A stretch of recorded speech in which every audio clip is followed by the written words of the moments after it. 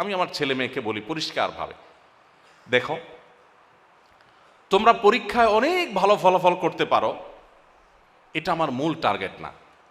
চেষ্টা অবশ্যই করবে, তোমাদের কোনো চেষ্টায় ত্রুটি আমি দেখতে চাই না, চেষ্টা ভালো করে করবে। ভালো করে চেষ্টা করার পর যদি পরীক্ষায় তোমাদের ফলাফল খারাপ হয়, তো আমরা শুধু তোমাদের মা বাপ হিসাবে খুশি হব না, আমরা তোমাদের নিয়ে, মানুষ পাশ করলে মিষ্টি খায়, আমরা তোমরা ফেল করলে ইনশাআল্লাহ মিষ্টি শুধু না, আমরা গোশত খাবো। গোশত খাবো, ফেল করেছো সেজন্য না, গোশত খাবো সেজন্য তুমি চেষ্টা করেছো। তোমার পাশ ফেল আমার টার্গেট না, তোমার চেষ্টা আমার টার্গেট। আর তার চেয়ে বড় টার্গেট হলো তুমি ভালো মানুষ হও, আমলি হও।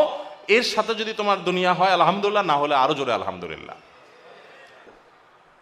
কয়জন অভিভাবক আছেন বুক টান টান করে বলতে পারবেন যে আমি আমার আদরের সন্তানকে মানুষের মতো মানুষ, ভালো মুসলিম, আদর্শবান, নীতিবান, আল্লাহওয়ালা, আল্লাহভীরু মানুষ হিসাবে গড়ে তুলতে চাই।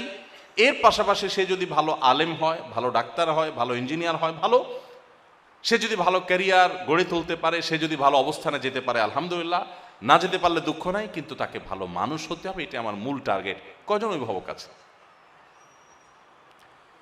মাশাআল্লাহ, অনেকে হাত তুলেছে। কিন্তু আমি যদি কিছু পরীক্ষা নেই, আমার মনে হয় হাতগুলো অনেকখানি নেমে যাবে। সে পরীক্ষা নেওয়ার সুযোগ নাই। আমি শুধুমাত্র সংক্ষেপে এটুকু বলি, আমাদের ছেলে মেয়েদের নিয়ে আমাদের যত ব্যস্ততা আছে, এই সকল ব্যস্ততার দিকে তাকালে বোঝা যায় আমরা চাই আমাদের ছেলে মেয়েগুলো এক একটা, আমি যেরকম একটা টাকার মেশিন হয়েছি সেও একটা টাকার মেশিন হোক। আমি যেরকম সমাজে একটু ভাবসাব জাহির করার জন্য বিভিন্ন বড় চেয়ার, বড় পদ, বড় জায়গায় বসার জন্য হাপিত্যাশ করছি, সেও এই জায়গাটা যেতে পারুক। ব্যাস এটাই হলো আমাদের মূল বিষয়। আমরা সমাজে একজন সৎ, নীতিবান, আদর্শ, ভালো মানুষ, তার অর্থনৈতিক অবস্থা খুবই খারাপ, সামাজিক অবস্থান খুবই দুর্বল, এরকম কোনো মানুষকে আমাদের সন্তানদের কাছে আদর্শ হিসাবে পেশ করি না। আমরা আমাদের সন্তানদের কম্পেয়ার করি, অমুকের ছেলে অমুক রেজাল্ট করেছে, তুমি কি করেছো? অমুকের ছেলে তমুক কলেজে চান্স পেয়েছে, তুমি কি করেছো?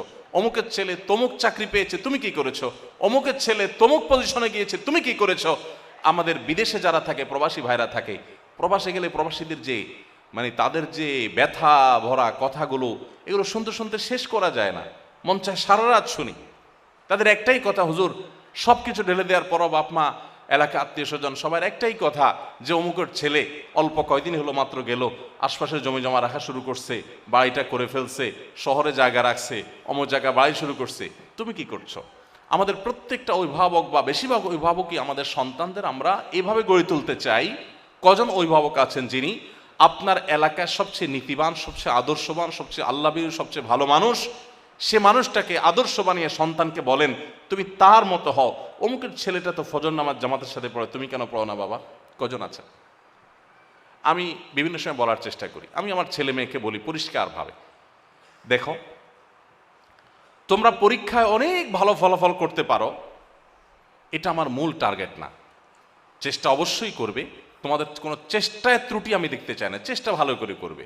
ভালো করে চেষ্টা করার পর যদি পরীক্ষায় তোমাদের ফলাফল খারাপ হয়, তো আমরা শুধু তোমাদের মা বাপ হিসাবে খুশি হব না, আমরা তোমাদের নিয়ে, মানুষ পাশ করলে মিষ্টি খায়, আমরা তোমরা ফেল করলে ইনশাআল্লাহ মিষ্টি শুধু না, আমরা গোশত খাবো। গোশত খাবো, ফেল করেছো সেজন্য না, গোশত খাবো সেজন্য তুমি চেষ্টা করেছো। তোমার পাশ ফেল আমার টার্গেট না, তোমার চেষ্টা আমার টার্গেট। আর তার চেয়ে বড় টার্গেট হলো তুমি ভালো মানুষ হও, আমলি হও। এর সাথে যদি তোমার দুনিয়া হয় আলহামদুলিল্লাহ, না হলে আরো জোরে আলহামদুলিল্লাহ। পরিষ্কার কথা, আমাদের ধর্মভিত্তিক শিক্ষা এটা আমাদেরকে সুখী করে, আর ধর্মহীন শিক্ষা ব্যবস্থা আমাদের চাকচিক্য বাড়ায়, আমাদের পোসপাস বাড়ায়, কিন্তু আমাদেরকে প্রকৃত মনের সুখ যেটা সেটা কখনো এনে দিতে পারে না। পৃথিবীর কোথাও পারে নাই, কোথাও পারেনি। পৃথিবীর সবচেয়ে উন্নত দেশগুলোর দিকে যদি তাকান, সবচেয়ে বেশি মানুষ ডিপ্রেশনে আছে, সবচেয়ে বেশি। এই ইস্পাত সভ্যতার উন্নতি যত বেশি হয়, ধর্মহীন উন্নতি যত বেশি হয়, সেখানে ডিপ্রেশন, মানুষের মনের কষ্ট, পেরেশানি, অশান্তি, এটাও সেই হারেই মানুষের মধ্যে বাড়তে থাকে। পৃথিবীর সবচেয়ে সুন্দর দেশগুলোর একটি মনে করা হয় জাপানকে। এই জাপানে সবচেয়ে বেশি আত্মহত্যা হয়। কোরিয়ার যে এনভায়রনমেন্ট, অসাধারণ এনভায়রনমেন্ট, আমার যাওয়ার সুযোগ হয়েছে জাপান, কোরিয়াতে। সেসব জায়গায় আত্মহত্যা প্রবণতা সবচেয়ে বেশি। তো যে জায়গাটা আমরা ছিলাম, ইসলামী শিক্ষা কেন প্রয়োজন? ইসলামী শিক্ষা মানুষকে প্রকৃত প্রশান্তি এনে দেয়। আজও পশ্চিমা পৃথিবীতে, গোটা পৃথিবীতে যত মানুষ অন্য ধর্ম থেকে ইসলামে আসছে, তার প্রত্যেকটা মানুষ ইসলামকে শান্তির জায়গা জেনে বুঝে উপলব্ধি করে তারা ইসলামের ছায়াতলে আসছে। আমরা যারা বাই বর্ন মুসলিম, আমরা যারা মুসলিম বাই চান্স, আমরা সেটাকে উপলব্ধি করতে পারি না। আমরা মনে করি ওদের মতো বোধ হয় ইস্পাত সভ্যতা গড়ে তুলতে পারলে, চাকচিক্যপূর্ণ লাইফ লিড করতে পারলে বোধহয় আমরা সুখী হয়ে যেতে পারবো।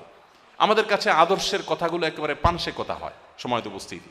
তো আমরা কয়েকটা উপমা দেব বলেছি, তার ভিতরে একটা উপমা অলরেডি আমি দিয়ে ফেলেছি, যে আসমানি এবং ওহীভিত্তিক শিক্ষা ব্যবস্থা, ইসলামী শিক্ষা ব্যবস্থা মানুষকে প্রকৃত প্রশান্তি এনে দেয়। কারণ সে শিক্ষা আপনাকে বলবে আপনি কখনো ডিপ্রেসড হতে পারেন না।